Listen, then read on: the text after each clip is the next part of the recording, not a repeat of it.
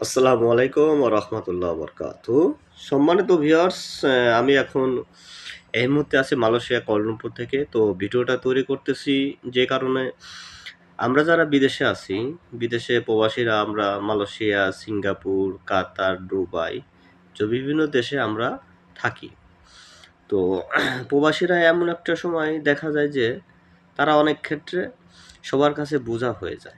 তো কারণটা হচ্ছে আমরা প্রবাসীরা বিদেশে থাকি। বিদেশে থাকার পরে ফ্যামিলি পরিবারকে ভালো রাখার জন্য নিয়মিত টাকা পাঠাই।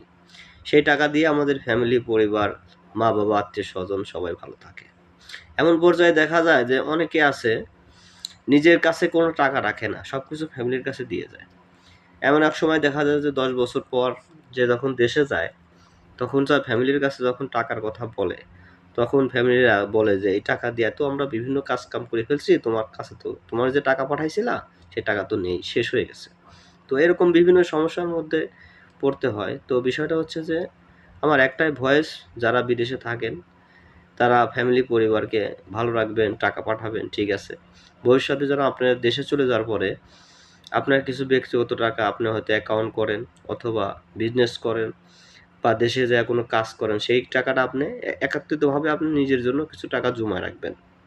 ভবিষ্যতে আপনি দেশে চলে গেলে আপনার টাকা যদি নষ্ট হয়ে যায়, এই টাকা দিয়ে আপনি বাদবাকি জীবনে কিছু করতে পারবেন। হয়তো একটা ব্যবসা বা যেকোনো একটা কিছু করে আপনি জীবনটা অতিবাহিত করতে পারবেন।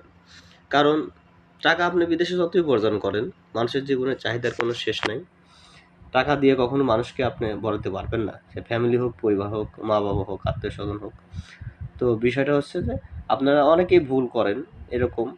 তো আমি এইজন্য ভিডিওটা তৈরি করলাম যে আমার ভিডিওটা যদি অনেক মানুষ হয়তো দেখবে, আমি ইউটিউবে ছাড়বো। তো যদি আমার ভিডিও দেখে অনেক মানুষ সচেতন হয় এবং ভালো হয়, যদি উপকৃত হয়, তো ভিডিওটা দেখার পরে আপনারা কমেন্ট শেয়ার করবেন এবং যদি এ থেকে কোনো শিক্ষা পান তো আমার জন্য অনেক বেশি দোয়া করবেন। আর বিদেশে যারা থাকে তারা মা-বাবা, ভাই-বোন, আত্মীয়স্বজনকে ছেড়ে অনেক কষ্ট করে তো থাকে। তো একজন প্রবাসীর কষ্ট একজন প্রবাসী ছাড়া কেউ বোঝে না।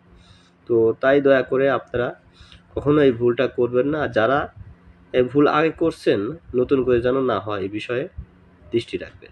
তো সবাই ভালো থাকবেন, সুস্থ থাকবেন। যারা আমার ভিডিওটা দেখবেন বেশি কমেন্ট শেয়ার করবেন।